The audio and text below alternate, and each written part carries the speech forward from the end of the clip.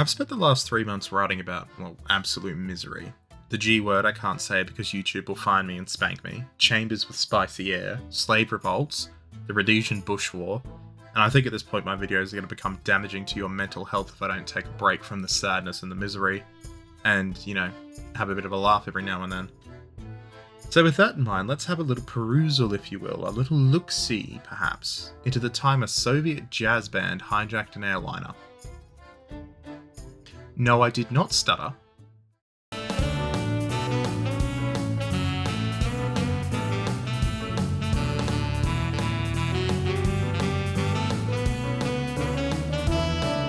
Let's just get ourselves situated. It's the 8th of March, 1988 in the Soviet Union, specifically over here in Siberia. And things aren't very good in the Soviet Union. In fact, things are going quite poorly. There's a weird chicken ad on TV.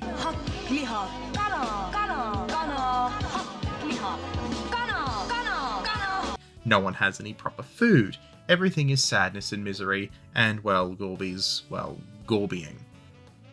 The city where this all begins is Irkutsk, a city in Siberia that isn't really notable, save for the fact it was here during the Russian Civil War where the supreme leader of the White Russian forces, Alexander Kolchak, was executed. And his mistress, who he was calling his wife, even though his wife was I think she was in France, but he had another wife. She kind of got away, and then the Reds were really confused about why he had another wife, and they were asking questions, but don't worry about it, just don't worry about it. One other point of note is that Irkutsk is right next to the Angara River and Lake Baikal. I've actually been to Irkutsk, it's an alright city, and it was almost a decade ago now. Look, there's 18-year-old Ho right there. And it's a violently Russian city. The city in the same block, and I kid you not, in the CBD in the same block, will go from Tsarist house with outdoor water pump and dirt road, to commie block, with questionable road, to glass building, all along the same block. It's quite literally bang, bang, bang, bang, bang. Here, look, there's a photo of the area I stayed in. They're all right next to each other in the same shot. The airport is probably the best example of what kind of city this is. Here is the modern airport, and here is the old one, which is the international terminal. That brings us to the main characters of our lovely story today, the Ovechkins. Generally speaking, when you think of a hijacking, you think of a terrorist group. The attacks in New York in 2001 with the building that can't be shown on YouTube. Extremist stuff. But the people who hijacked this plane were none of these things. There was no cult connection to the Ovechkins, there was no CIA payoff, there's no connection to a terror organization, there was no weird sort of philosophy, political party, or any other kind of dissident. They were just a family of people who wanted to get out of the Soviet Union, which at the time was in its death throes. The family originally came from Perm-Krai, but they did live in Irkutsk. The family was headed by the mother, a 51-year-old woman, Nina Sergeyevna Ovechkin. Nina's husband, Dmitry, known for drinking heavily and threatening to beat the crap out of his wife and children, had passed away in 1984, probably in an alcohol-related incident, so it was all on Nina to run the family and make sure they had enough money to, eat. The Ovechkins, by all accounts, were quite poor, subsisting on homegrown vegetables to sustain their large family. The oldest Ovechkin child actually died in infancy, and Nina decided from here that she would have as many children as possible, getting to work on making 10 more children, and even getting an award from the Soviet state for, popping out a bunch of little communists. Evidently the family didn't own a TV or have any other hobbies, considering the amount of time they had on their hands. Nina would have in total 7 sons and 3 daughters that would survive into adulthood. As with many less privileged families in the good old Sovietsky Soyuz, the children found solace in the arts, particularly when it came to music. But Nina was a bit of a stickler for gender roles, and she only permitted her sons to take part in the hobby, believing that her daughter should work as support staff, making costumes, doing makeup, and cooking. The whole put the cello down and go make me a butterbrot kind of thing. The sons would get together and form a jazz band known as the Seven Simeons, likely taking the name from an old book written by Boris, Artsebatchev? Yeah, Artsebatchev. You know what, we'll go with that. But either way, the book is about where 7 brothers get together to find a wife for the future king. For the Siberians, the introduction of a jazz band was really popular, given this is a part of the world that is so remote it isn't funny, especially during this period. Something new and hip like jazz hit the locals like it was the Beatles in the 60s all over again. The band members were Vasily, aged 26, Dmitry, who was 24, and they acted as the managers of the band. The other brothers were Oleg and Alexander, ages 21 and 19 respectively, Igor, who was 17, Mikhail, 13, and little Sergei, who was 9. The sisters, meanwhile, were Ludmila, who was 32. She won't really be any further part of the story because by the time of the family's joyride, she moved away and had her own little family, and not even the KGB found any issues with her. So, she's really just not part of the story at this point, and good for her. The younger sisters, who were acting as support staff and who were involved in the band, were Olga, Tatiana, and Uliana, ages 28, 14, and 10. As the band continued to play, they became more and more successful. Local authorities actually took notice and even allowed the band to be filmed, and the film distributed on Soviet TV. Somewhat of a shock considering that jazz was an import from the United States. It's a bit of speculation here on my part, but my best guess is that the USSR under Gorbachev didn't really care as much about jazz, given that the older governments had tried to ban it. This is really down to, glasnost and perestroika and the fact that they were slowly starting to be open and drip-fed capitalism, such as the chicken ad. The band's success meant for the first time that the family was actually starting to make a decent amount of cash. This did cause some issues for the younger members though, who were supposed to be at school. Nino, though, getting a bit too Hollywood managery, demanded that they continued touring, and that school was just simply not a priority, and in 1987 part of the family travelled to Japan on tour. Just the boys though, the 7 Simeons crossed the pond to Japan, and it was here that they sort of all had a collective light bulb moment, and they were like, hey, maybe we should live somewhere that isn't miserable and, has stuff in the shops. The brothers decided, during their little time in Japan, probably over a bowl of ramen or something, that it was time to get away from the USSR, but they wanted to bring their family with them. Upon returning to Irkutsk, the boys set about convincing their mother and 3 younger sisters that they should defect. Now, defection wasn't all that uncommon when it comes to the Soviet Union or, Eastern Bloc in general.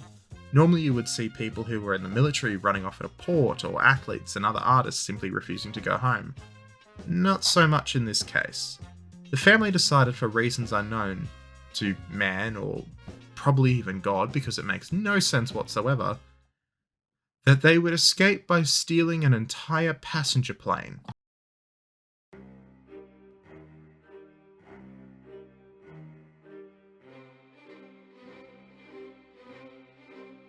The family put some thought into what to do and how to escape, and they decided that their best chance was to hijack Flight 3739, a regularly scheduled Aeroflot service between Irkutsk and Leningrad, now St. Petersburg, and to order the pilots to fly to London.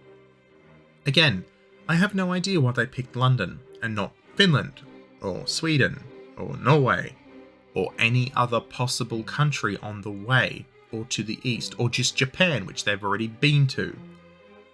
The plane in question was the Tu-154B, and on this particular flight there were 84 people aboard, 76 passengers including the Ovechkins and 8 crew. The family had the idea that they could simply force the pilots to fly over to London by threatening them with shotguns, and if worse came to it, the family would just blow themselves up with homemade bombs. Yes, they had a 9-year-old with them, and they were talking about blowing up the entire plane full of people because they just wanted to leave the USSR. But how do you get shotguns and explosives onto a civilian passenger jet? This is actually quite difficult, and it would clearly require some highly specialised big brain thinking.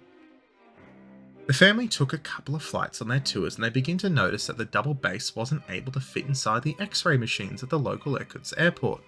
Going full Dmitry Bondovich here, the elder brothers decided to saw off their shotguns and add in super secret spy compartments inside their double base, where they could sneakily conceal their weapons and bombs.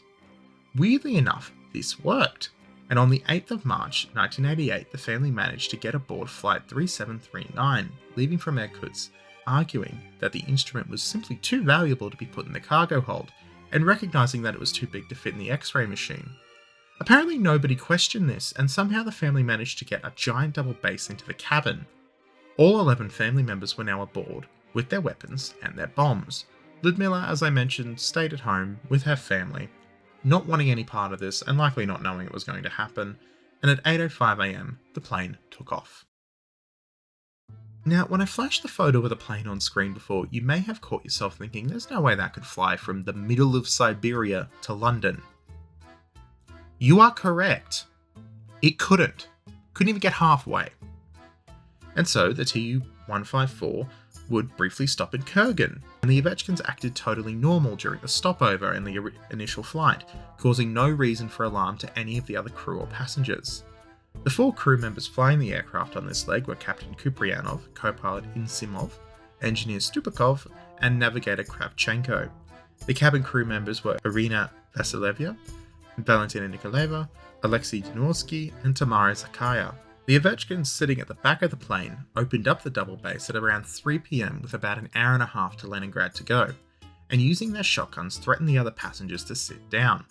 The elder brothers would then hand a note to the flight attendant, Irina, simply stating to fly to London, and if you descend, we will blow you up. The flight attendant immediately took the note to the cockpit, and the pilots debated on what best to do. The hijackers at no point thought maybe one of us should be in the cockpit. I just want to point that out. See, the thing is, the aircraft was only holding enough fuel to get to Leningrad. Any further would end up with the aircraft in the Baltic Sea, not even being able to make it to Helsinki in Finland, let alone London, with the fuel aboard. Because it's a small plane. In 1996, a few years after this actually, a pilot flying for Ethiopian Airlines was faced with a similar situation and held at gunpoint. He flew as long as he possibly could and attempted to ditch, but the crash ended in the loss of many of his passengers. This kind of scenario, although that one particularly happened afterwards, would have definitely been going through the pilot's head here. Knowing that there was a chance that this exact situation could occur to the aircraft, the flight engineer Stupakov attempted to negotiate with the hijackers, and he actually succeeded, with the Ovechkins agreeing that the plane could land to refuel in Finland, not the USSR. And so the pilots relayed the message to the ground crew. Yeah, the hijackers let the pilots relay a message to the ground crew, and they didn't listen in on the communications. They weren't really thinking this through. The ground crew, shockingly, called up the Soviet military command and said, hey, there's a hijacking. They've got a whole airliner. And the Soviet military command turned around and scrambled their fighter jets, with the very Soviet order of, yes, you are to blow the plane full of passengers out of the sky should it dare to leave the Soviet Union. A very calm and rational response there from the Soviet High Command. The pilots likely knew this was going to happen though. They decided to pull a sneaky by landing at Vestchevo Air Base just near the Finnish border. At the Vestchevo, the ground commander kind of realised when he got the radio call that the pilots were kind of cooking something together, given their course and speed. And so the Soviets decided to use Sneak 100, and they began to paint Finnish language all over the hangars and buildings and dress the area up as a Finnish airbase. It's rumoured actually that they managed to sew together a fake Finnish flag to make it look like they were landing in Finland. The jig was up pretty quickly though, because nobody told the Soviet troops to maybe not walk around the plane with AK-47s. You know, the stereotypical Soviet weapon. Big brain. Needless to say, the Ovechkins blew a gasket and threatened to start just randomly shooting passengers. Now, the flight attendant Tamara Zakaya tried to reason with Dmitry Ovechkin that the situation was pretty well hopeless, because it was the Soviet Union, they were not letting them take off, and in return he just shot and killed her. 3 hours would pass, and the Soviet authorities tried to negotiate, but the Ovechkins would refuse any kind of de-escalation, refusing to even let women and children off the plane. The flight engineer would try and trick the hijackers by plugging a refueling hose into the wing to give the illusion of refueling. The pilots were simply trying to buy as much time as possible in order to allow an anti-terror assault team to arrive from Moscow. As the hours passed, the Ovechkins became more and more on edge, and it was about now they adopted their, well, we have nothing to lose point of view. The pilots reported that the passengers were being shot, and they were giving in to the demands to start the engines to save as many lives as possible. Now, on that, I believe the passengers were about to be shot, not actually being shot at this time. It's kind of hazy because we're dealing with Soviet records here. The radio call was that they were being shot, but the radio call also might have been that they were about to be shot. Go Soviet archives! That we're actually allowed to see because Putin shut them all. The Soviet authorities decided that it was go time, and that they couldn't wait any longer, and there was no way that plane was leaving the base. And so they sent in 2 teams of local police, approaching from the rear of the aircraft on each side, while 5 more police armed with pistols and AKs climbed into the cockpit through dropped ropes and ladders thrown up against the doors. Now, what do we think the Soviet police did here? Did they A. clear the cabin slowly and methodically? B. did they order the Ovechkins to the floor? Or C, did they just start blasting? I don't need to answer that, do I? You already know the answer. The Soviet police started indiscriminately unloading into the cabin, while the rear assault teams entered, and Ovechkin shouted to ask the captain to tell them not to shoot. As the police came in from the rear, Alexander Ovechkin detonated his explosive, killing himself and setting a small fire in the towel that the surviving flight attendants quickly put out. Nina was then shot dead by her eldest son Vasily, who she had asked to shoot her should the plan fail. He then turned the weapon on himself. Dmitry, Oleg and Alexander set off another bomb and shot themselves, while 17-year-old Igor hid in the toilet. There is some conjecture on whether Vasily shot his brothers and then killed himself, or the brothers shot themselves. I mean, the outcome was the same, so, little column A, little column B, either way they all died. The 28-year-old and now pregnant Olga, along with Tatiana, Mikhail, Uliana and Sergei, hid inside during this event and survived, but Sergei was actually shot in the leg by either possibly return fire from one of his brothers or a police officer. We don't actually know. The fire set by the second bomb would largely destroy the aircraft, and it would only be through escape slides that the passengers would actually be able to get out and survive the hail of bullets. The Soviet soldiers and police officers still kept shooting while the passengers were getting out, and not realizing that the situation was over because the Ovechkin brothers had all decided to paint the plane in a shade of pink, decided to just randomly start beating escaped passengers who tried to flee the plane. Because it's the USSR, what did you expect? The police meanwhile kept up the fire and shot and killed 3 passengers, a woman and a man, ages 69 and 70, and a young 24-year-old bloke who was sitting on the plane. The indiscriminate shooting led to a further wounding of between 20 and 36 other passengers. Sources vary here, but what we know is 14 of these people were injured severely. The eldest Ovechkins that survived, Igor and Olga, were tried on the 6th of September and sent to 8 years and 6 years in prison apiece.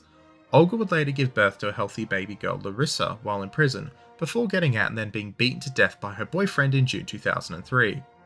Yeah, that got dark, but that's pretty well par for the course of the value of women in modern Russia, so go figure. Igor would sadly not have a good life, back in prison a few years later, after his release, where he too would be killed and beaten in a brawl. Go Russia. Mikhail and Sergei continued performing, with Mikhail suffering a brain injury while living abroad in Spain. And nobody really knows what happened to Sergei after this, but I couldn't really find any information on him. Ludmila meanwhile had a series of very angry Soviet police come knocking back in Irkutsk, questioning what in the 7th hell had just happened. The Soviets, for their little time in existence that remained, decided that they would now tighten their security, and that maybe in future they would actually have a look at the practice of hostage rescue, and perhaps that it might not be the best idea to just go in shooting everyone. This lesson would be promptly ignored in 2004 when 334 people died in the Beslan school hostage situation when the Russian security forces just went fuck it and stormed in. The flight attendant who was murdered during this event, Tamara, would actually receive the Order of the Red Banner for her bravery, and I believe there is a nice memorial that is around that region in Vyshevo, but I couldn't really confirm it, and I'm not really on any speaking terms with any Russians living in that area. In 1999, the Russians actually made a movie about this film called Mother. I kinda want to watch it, to be honest, so we might watch party that at one time. But yeah, that is the story of how a jazz band hijacked a Soviet airliner. To be honest, it was all for nothing because barely 3 years later the USSR was gone, so but that's hindsight. Like, comment, subscribe, and I will catch you all next time.